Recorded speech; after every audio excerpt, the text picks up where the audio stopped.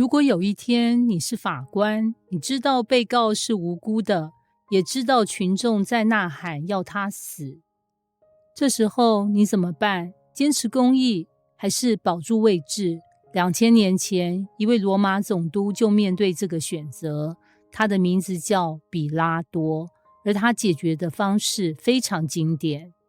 他洗了一下手，问题是手可以洗干净，责任可以吗？经文说，到了早晨，祭司长和民间的长老大家商议要治死耶稣。注意早晨，为什么要等早晨？因为夜间审讯不合法，所以他们需要白天程序，夜里定罪，白天合法化。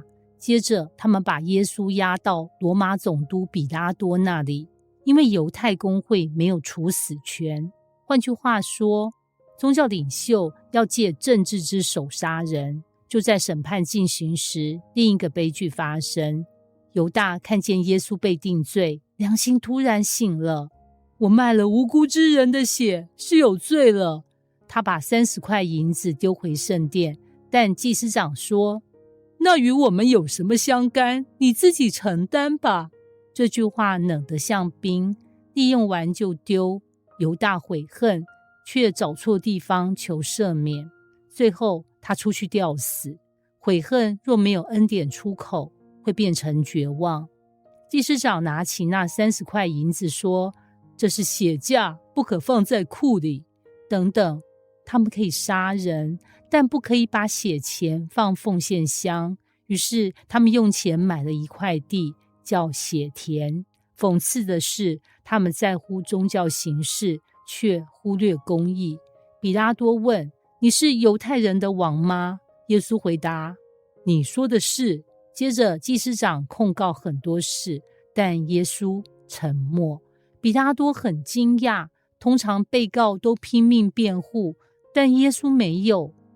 他不是在打官司，他是在走向十字架。当时有个习俗，逾越节可以释放一个囚犯。比拉多想利用这个制度，他提出2个选择：耶稣、巴拉巴。巴拉巴是谁？马可福音说他是作乱杀人的人。换句话说，一边是医病救人的耶稣，一边是暴力罪犯。理性选择应该很清楚，但群众有时不讲理。比拉多的妻子突然传话，这一人的事你一点不可管，因为我今天在梦中为他受了许多苦。这是神给比拉多的提醒，但提醒不等于改变决定。祭司长煽动群众，群众开始喊释放巴拉巴。比拉多在问，那耶稣怎么办？他们喊把他钉十字架。比拉多问，他做了什么恶事？群众不回答，只更大声喊钉他十字架。情绪压过事实。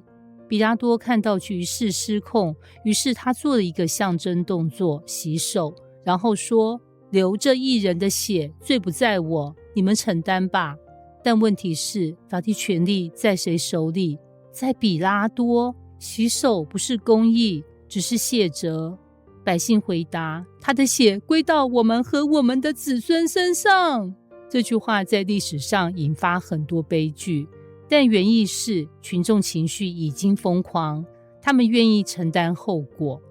群体狂热常让人说出来未来会后悔的话。比拉多释放巴拉巴，耶稣被鞭打，交给人钉十字架。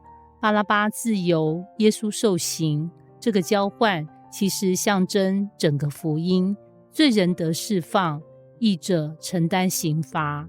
这段经文像一面镜子，犹大悔恨却绝望，祭司长宗教却残酷，群众热情却盲目，比拉多理性却懦弱。每个人都以为自己没问题，但真理却被钉上十字架。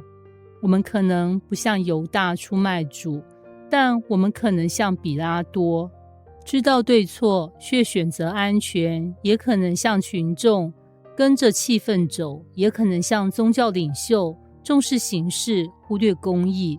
十字架不只是历史事件，它揭露人心。那一天，一个罪犯被释放，一个义人被判死，比拉多洗了手，群众喊了口号，祭司长完成计划，但他们不知道真正的审判不在那个早晨，而在十字架上，因为那位被定罪的王正为定他罪的人流血。